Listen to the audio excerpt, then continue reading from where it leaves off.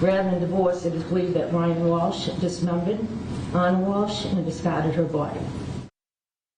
Tonight, some disturbing new details in the case of a missing Massachusetts mother. I'm Kim Kalunian. And I'm Kayla Fish. The body of Anna Walsh has not been found, but in court we learned DNA evidence and personal items of Anna's were recovered in various searches across Massachusetts. 12 News reporter Alexandra Leslie was inside a packed courtroom today as Brian Walsh was charged with murder and moving a body. She joins us now in Quincy with what else prosecutors are alleging tonight as Brian Walsh remains behind bars.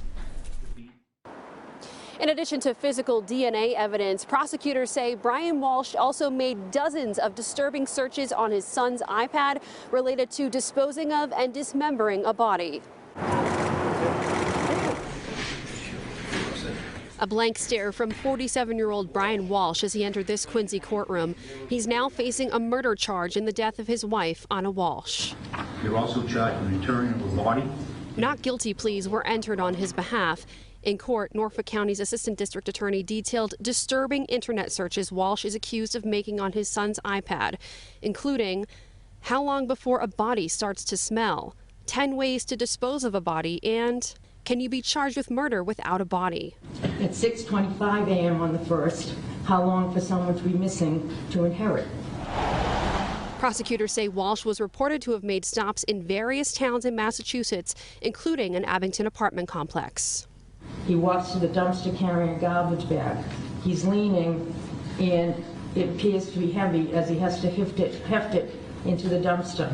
These bags and what was in them were already picked up and taken to a location for shredding and to be incinerated. By the time police located that, they were already destroyed. We also learned contents from garbage bags Walsh disposed of in Swampscott were found at a transfer station in the North Shore.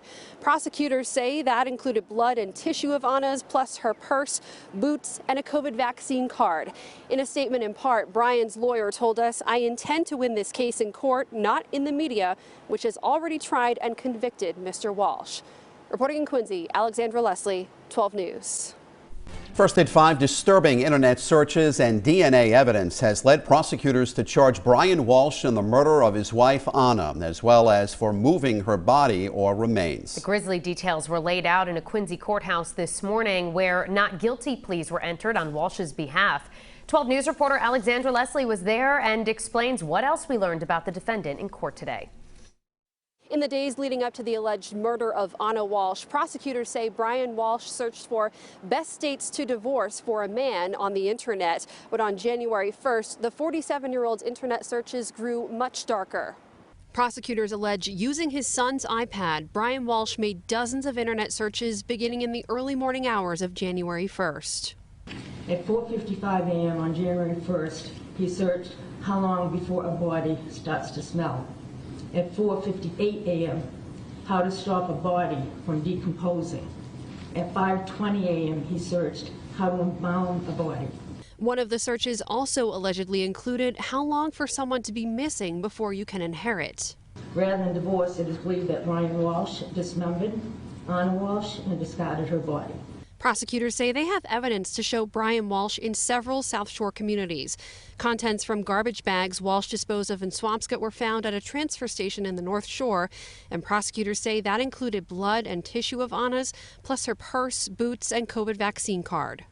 Anna's phone indicated that it was stationary in the area of the Cohasset house on New Year's Eve until 3:14 a.m. on January 2nd. There were no outgoing calls made at that time, and at 3:14 a.m. on the 2nd, it was turned off.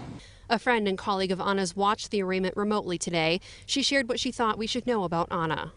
Her big thing was, never stop being the light in the midst of the darkness, and that's what we need to continue doing, is raise her in the highest light, remember her in the highest light, and go from there.